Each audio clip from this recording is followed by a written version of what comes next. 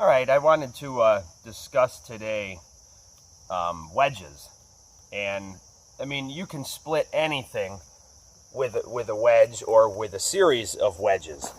And for the most part, all right, you're going to want obviously hard woods. And the harder the wood, the better. And what I have here is this is called American hornbeam. All right, and it's also known as blue beech or musclewood. And it's a smaller sort of undergrowth tree, and you'll see it. It has the same leaves as a beech tree would, and the same bark, basically, the texturing of it, but it has a bluish tint to it. And you'll see it. It sort of has a muscle-like feature to it. You can almost tell in the wood this waviness. And I like this here because I could hold here and pound on top, and it just sort of gave me a little added protection there, if you will, even a little bit added grip there. This, oddly enough, this is Eastern hops hornbeam. All right, ironwood, things like that. And they called this hornbeam because that's what they would use on cattle, the big beam and the yokes and things like that. They would use these woods, so they call them hornbeam precisely for that reason. And what I have here is another hardwood, and this is hickory. This is a piece of hickory. And even if you have a knife, all right, even if you have a knife that is good, good enough, thick enough to baton through things, you may not always want to do that. You may have a BK2, a BK7, a Bravo series knife from Bark River. I mean, these knives can handle things, okay? SE6 and 5 and stuff. They can handle it. But consider yourself in a scenario, it doesn't even have to be an emergency or survival situation. It could just be a long camping trip, and you have your heavy-duty belt knife, if you will, an SE, whatever it might be, and you have a small secondary knife. And I like to say secondary knife because in lieu of backup knife. And so you may be on this long trip and go, I don't want to risk edge damage. I don't want to have to dull my knife or risk any damage at all. So I want to make a wedge. Excuse me. Now, this wedge here I made for around the house. And the beauty of making these wedges around the house is that you can just split all sorts of kindling around your fire, for your fireplace, for your wood stove, outside for your campfires, for any of your projects. And the nice thing is that they are repairable, okay? So as this, and I chamfered all of this at the edge here. All of this has been chamfered. And the nice thing about that is that they are repairable. So as I keep using this, and this keeps moving back, I can keep shaving this down, to the point where maybe the wedge is right here. I like having the longer wedge because usually by the time you even get to here, whatever it is you've split, unless it's a very, very long piece. But even then, most things aren't going to withstand being pried apart that far to that depth. Or in this situation, you may have a knife also, maybe more along the lines of this. A lot of people like Mora knives, and they're awesome. And you might not want to be using your knife to that degree. So, of course, you can baton off to the side, and do it in quarters or thirds. And that'll put a lot less stress on your knife. But maybe you don't want to do that. You want to go right down the middle. And here's how to do it. So you would do it just like any other knife. This is some perfectly seasoned hickory too here. All right, and what we're going to do is we're going to seat that knife. Now, I probably could go all the way through with this, but like I said, I don't want to be rough on any blade that I own unnecessarily or repetitive over time. And then we're just going to line our wedge up, and this will be the beauty of this is the hard part now. This will be the beauty of of wedge making.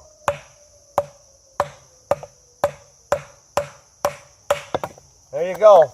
As you can see, I hardly even got into it, and we split the piece. Now, it began to split with my knife, okay? Sometimes you might not even need to seat your knife first. Sometimes there might already be a small split in the wood, and I would suggest looking for that feature. This is just a piece of maple loaded with ants.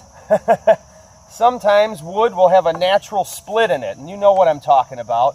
And a lot of times I'll seek that wood out to be the wood that I use for kindling. So use your mind, okay? And use your resources and look around and try to find the wood that's going to be easier to split. Sometimes for different craft, you may not be looking for the easiest wood to split and things like that. A lot of times it's not necessary to split campfire wood. I know sometimes we like to believe that it is, and a lot of times we want to believe that it is because it's a joy to do. Okay.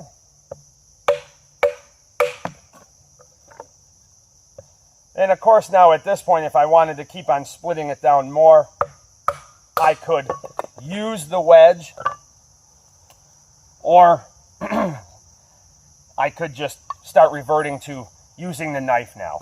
At this point, I don't believe that it would tax any knife to split down this hickory. Still the same.